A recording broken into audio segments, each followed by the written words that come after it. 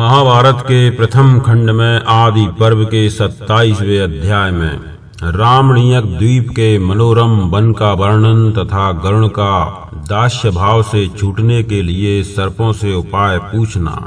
उग्र श्रवाजी कहते हैं, गरुण पर सवार होकर यात्रा करने वाले वे नांग उस समय जल धारा से नहाकर अत्यंत प्रसन्न हो शीघ्र ही रामणीयक द्वीप में जा पहुंचे।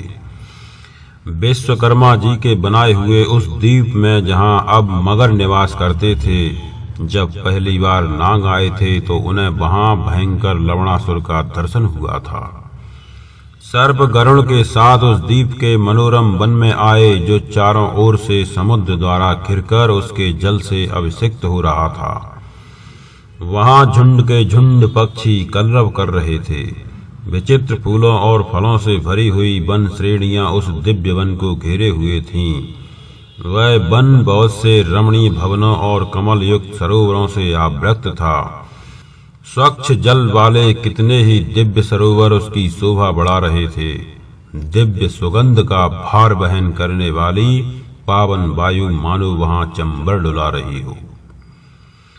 वहां ऊंचे ऊंचे मलयज वृक्ष ऐसे ही प्रतीत होते थे, मानो आकाश में उड़े जा रहे हों। वे वायु के वेग से विकंपित हो फूलों की वर्षा करते हुए उस प्रदेश की शोभा बढ़ा रहे थे।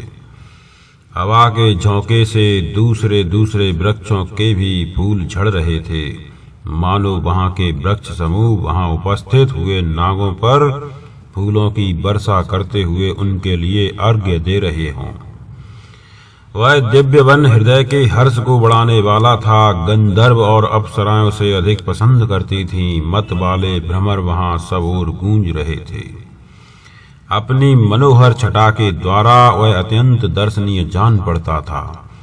वह वन रमणीय, मंगलकारी और पवित्र होने के साथ ही लोगों के मन को मोहने वाले सभी उत्तम गुणों से युक्त था।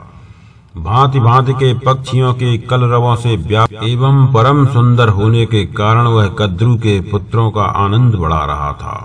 उस वन में पहुंचकर वे सर्प उस समय सब ओर विहार करने लगे और महापराक्रमी पक्षीराज गरुण से इस प्रकार बोले, खेचर, तुम आकाश में उड़ते समय बहुत से रमणीय प्रदेश देखा करते हो, अतः हमें निर्मल जल वाले किसी दूसरे रमणीय द्वीप में ले चलो।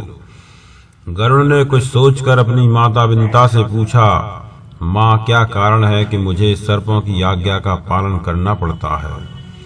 विंता बोली, बेटा पक्षीराज, मैं दुर्भाग्यवश सौत की दासी हूँ। इन सर्पों ने छल करके मेरी जीती हुई बाजी को पलट दिया था। माता के यह कारण बताने पर आकाशचारी गरुड़ ने उस दुख से दुखी होकर सर्पों से कहा, जीव लप लपाने वाले सर्पों, तुम लोग सच सच बताओ, मैं तुम्हें क्या लाकर दे दूं? किस विद्या का लाभ करा दूं? अथवा यहाँ कौन सा पुरुषार्थ करके दिखा दूं जिससे मुझे तथा मेरी माता को तुम्हारी दास्ता से छुटकारा मिल जाए? उग्र श्रवाजी कहते हैं, गरुण की बात सुनकर सर्पों ने कहा, गरुण, तुम पराक्रम करके हमारे लिए अमृत ला दो, इससे तुम्हें दास्य भाव से छुटकारा मिल जाएगा। इस प्रकार से महाभारत आदि पर्व के अंतर्गत आस्तिक पर्व में गरुण चरित्र विषयक 27वां अध्याय संपूर्ण हुआ।